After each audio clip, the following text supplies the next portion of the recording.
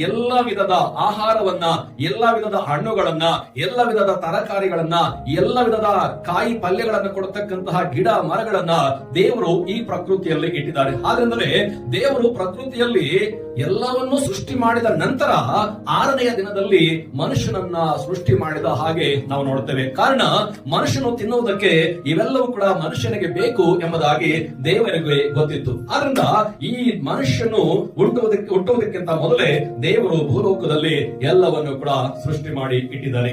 ಹೀಗೆ ಮನುಷ್ಯನು ಕೂಡ ಇವತ್ತೇನ್ ಮಾಡ್ತಾ ಇದ್ದಾನೆ ಅಂತಂದ್ರೆ, ಮನುಷ್ಯನು ತನಗಿರ್ತಕ್ಕಂತಹ ಜ್ಞಾನದಿಂದ, ಮನುಷ್ಯನು ತನಗಿರ್ತಕ್ಕಂತಹ ತಿಳುವಳಿಕೆಯಿಂದ ಇವತ್ತು ಅನೇಕವನ್ನ ಆತನು ಕಂಡು ಹಿಡಿಯುತ್ತಾ ಇದ್ದಾನೆ.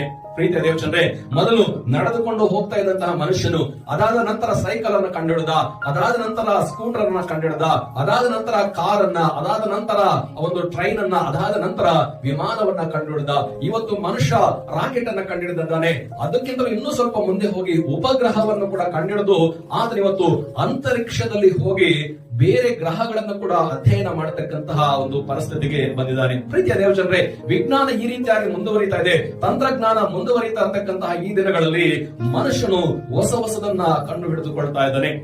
ನನಗೆ ಮೊನ್ನೆ ಒಂದು ವಿಚಿತ್ರವಾದಂತ ಸಂಗತಿಯನ್ನ ಕೇಳಿಸ್ಕೊಂಡೆ. ಅದೇನಪ್ಪ ಅಂತಂದ್ರೆ, ಒಬ್ಬ ವ್ಯಕ್ತಿ ದುಬೈಯಲ್ಲಿ ಕೂತ್ಕೊಂಡು ಮಂಗಳೂರಲ್ಲಿ ಇರತಕ್ಕಂತಹ ತನ್ನ ತೋಟದ ಪಂಪ್ ಸೆಟ್ ಅನ್ನ ಆನ್ ಮಾಡ್ತಾನೆ. ಗಮನಿಸ್ರಿ, ಒಬ್ಬ ಮನುಷ್ಯ ದುಬೈ ದೇಶದಲ್ಲಿ ಕೂತ್ಕೊಂಡು ಆತನ ಫೋನ್ ಅಲ್ಲಿ ಮಂಗಳೂರಲ್ಲಿ ಇರ್ತಕ್ಕಂಥ ಅವರ ತೋಟದ ಮೋಟಾರ್ ಅನ್ನ ಆನ್ ಮಾಡ್ತಾನೆ ಅಂತಂದ್ರೆ ಅದು ಎಷ್ಟು ತಂತ್ರಜ್ಞಾನ ಆತನಿಗೆ ಇವತ್ತು ಬೆಳೆದು ಹೋಗಿದೆ.